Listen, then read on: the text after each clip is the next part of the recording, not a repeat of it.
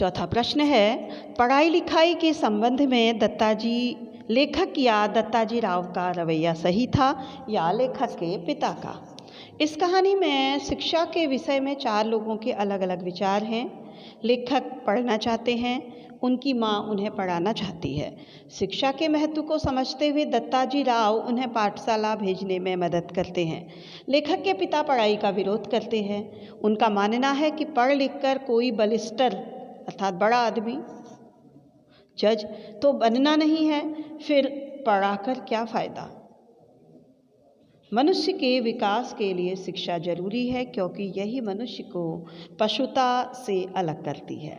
इसलिए इस संबंध में लेखक व दत्ताजी राव का रवैया सही है व उनके पिता का गलत।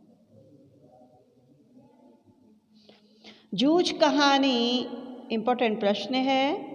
जूझ कहानी किशोर होते विद्यार्थियों की हम कदम कैसे बन जाती है, अर्थात किशोर होते विद्यार्थी कैसे इस कहानी को स्वयं से जोड़े रख सकते हैं।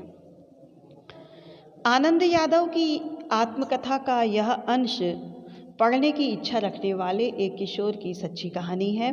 इसमें ग्रामीण जीवन के चित्रण के साथ ही निम्न मध्यम वर्गीय समाज के संघर्ष का भी चित्रण है। इस कहानी में संघर्षों के बीच पढ़ने की लालसा रखने के साथ साथ साहित्य व अन्य विषयों की ओर बढ़ते किशोर की कहानी है, जो निश्चित ही आज के युवा होते विद्यार्थियों की हमकदम बन जाती है। पाठ में अंतिम प्रश्न है, जूझ कहानी के नायक की चारित्रिक विशेषताएं लिखिए। जूझ कहानी के नायक लेखक स्वयं हैं। उनके चरित्र की विशेषताएं निम्न हैं। नंबर 1, परिश्रमी। आनंदा परिश्रमी बालक है। प्रतिदिन 11 बजे तक खेत व घर का काम करने के बाद वह पाठशाला जाता है और वहां से लौटकर पालतू पशुओं को जंगल ले जाता है।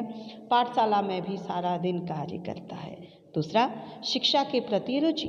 आनंदा पिछले कई समय से विद्यालय नहीं गए। उन्होंने अपनी माँ को जिद कर दत्ताजी राव के पास भेजा और उनसे पाठशाला जाने की इच्छा व्यक्त की। यह उनकी शिक्षा के प्रति रुचि को बताता है। लगनशील। लंबे समय तक पाठशाला जाने पर अपनी लगन व परिश्रम के बल पर आनंदा शीघ्र ही कक्षा के अच्छे विद्यार्थियों में गिना जाता है। वह मराठी भाषा सीखने के साथ साथ कविता भी लिखने लगता है, जो उसकी पढ़ाई के प्रति लगन को दर्शाता है। बच्चों, यहाँ पर आपका जूझ पाठ समाप्त होता है।